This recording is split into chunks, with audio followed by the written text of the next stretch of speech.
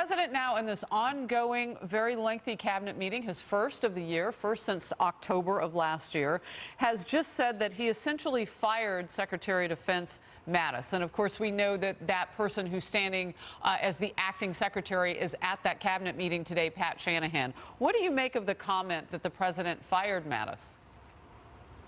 Well, whether he fired Mattis or Mattis resigned before being fired, we're not sure. But there's a lot of concern with Secretary Mattis no longer being at the Pentagon. He was seen as a moderating influence on the president, both to curtail the move toward a preventive attack on the Korean Peninsula, which could have precipitated an all-out war, and on the other hand, counseling the president against reducing or withdrawing troops, not only from South Korea, but Japan and other areas.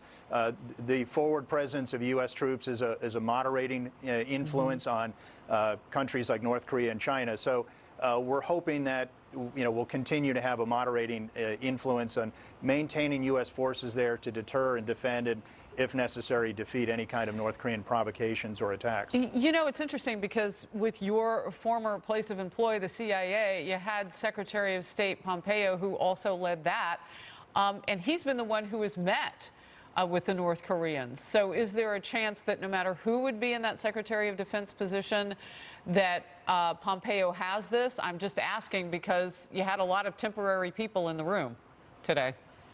Right. Well, we'll see. Secretary Pompeo really, I think, has the lead on North Korea policy, on the diplomacy aspect. But last month, when North Korea issued the statement, they very pointedly directly rebuked the secretary for continually claiming that North Korea has agreed to this final, fully verified denuclearization. North Korea said that that's not the case. So we're hoping that North Korea will agree to meetings with Special Envoy Began, which they've so far rejected, to hopefully get some traction on making progress on diplomacy. I think that's a better way than rushing into another summit, as was done before. Bruce Klingner, and we can see the backdrop. You are at the Heritage Foundation. Thank you very much for your expertise today. Thanks very much for having me.